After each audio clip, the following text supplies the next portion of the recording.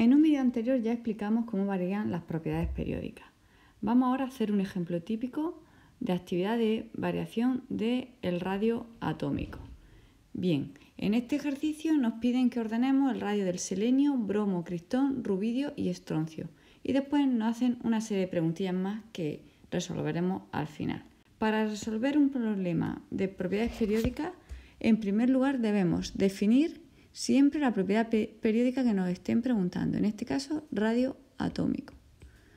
Tendremos que escribir las configuraciones electrónicas de los átomos que nos propongan, hablar de los factores que afectan a las propiedades periódicas, es decir, efecto pantalla, capa de valencia y carga del núcleo, Z. Por último, estudiaremos la variación según el periodo o el grupo y por último concluiremos, es decir, daremos una respuesta a la pregunta que nos plantea. Vamos a comenzar.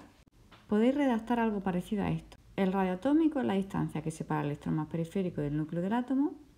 El radio será menor cuanto menor sea la atracción entre el electrón y el núcleo, por lo que debemos estudiar el número atómico, Z, la capa de valencia y el efecto pantalla. Tened cuidado y en el examen vosotros no escribáis abreviaturas. Bien, voy a escribir ahora las configuraciones electrónicas. Ya las tenéis aquí. Si os fijáis bien, selenio, bromo y cristón pertenecen al periodo 4. Eso lo tenéis que saber porque el último nivel de energía con electrones es el 4 en los tres casos. Mientras que rubidio y estroncio pertenecen al periodo 5. En primer lugar, tendríamos que plantearnos quién tiene más radio, los elementos del periodo 4 o los elementos del periodo 5. Si nos fijamos en el periodo 5, el número de la capa de valencia es mayor, eso hace que el electrón esté más alejado y si está más alejado, la interacción núcleo-electrón va a ser menor, por lo que el radio va a ser mayor. Es decir, los elementos que están en el periodo 5, ambos tendrán un radio mayor que los del periodo 4, por la lejanía de los electrones de valencia. Bien, a continuación, ¿qué sucede en un periodo? ¿Cómo varía el radio en un periodo? Dentro de cada periodo, sabemos que al avanzar en el periodo, conforme vamos avanzando, aumenta Z, la capa de valencia es la misma, por lo que el efecto pantalla no es significativo y podemos decir que al avanzar en un periodo, la atracción núcleo-electrón es mayor. Si esa atracción entre el núcleo y el electrón es mayor, el radio va a ser más pequeño. Es decir, que al aumentar Z en un periodo, el radio va a disminuir. De esta forma, el orden de los radios quedaría de la siguiente manera.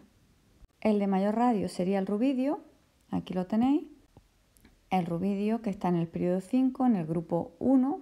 A continuación el estroncio, porque avanzamos en el periodo, está en el grupo 2. Y después pasaríamos a ordenar los del periodo 4. Selenio en primer lugar, que está en el grupo 16. A continuación el bromo del grupo 17 y por último el cristón del grupo 18.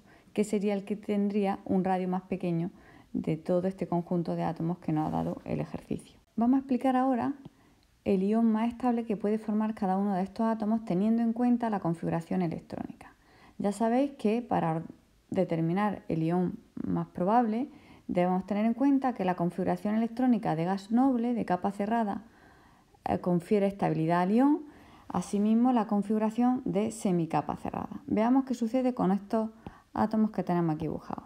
El selenio, como vemos, el selenio si toma 2 electrones, si acepta 2 electrones, se formaría selenio 2- y la capa de valencia quedaría 4s2, los electrones D internos llenos y 4p6. Configuración de capa cerrada similar a la de los gases nobles que le confiere estabilidad al ion. Así que esa sería el ion más estable.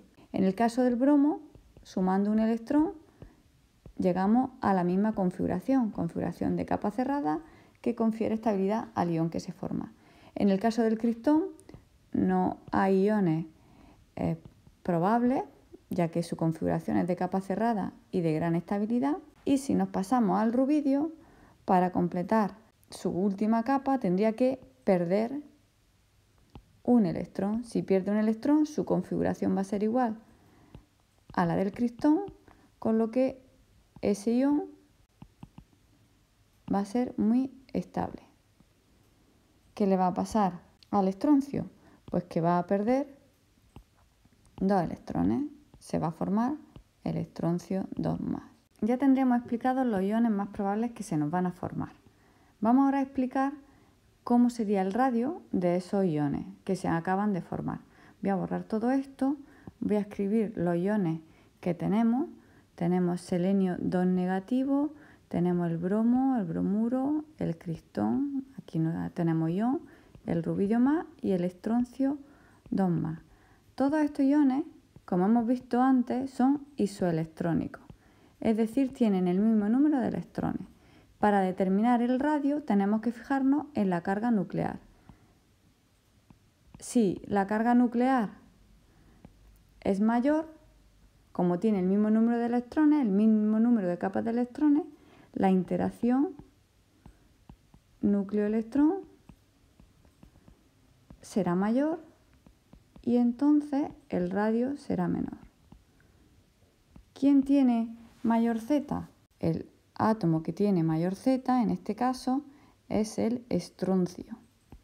Así que el estroncio va a ser el que tenga el menor radio. El estroncio 2+, porque estamos hablando de los iones. Después iría el rubidio positivo. A continuación, pues tendríamos el cristón por aquí, después tendríamos el bromuro y por último el seleniuro. Y de esta manera ordenaríamos los iones en función del tamaño, es decir, fijándonos únicamente en la carga nuclear, puesto que los electrones son los mismos. Si los electrones son los mismos, recordar, capa de valencia la misma y efecto pantalla el mismo. Así que nos centramos en la carga. Y con esto tendríamos resuelto el ejercicio, un ejercicio completo que os puede servir de repaso de propiedades periódicas.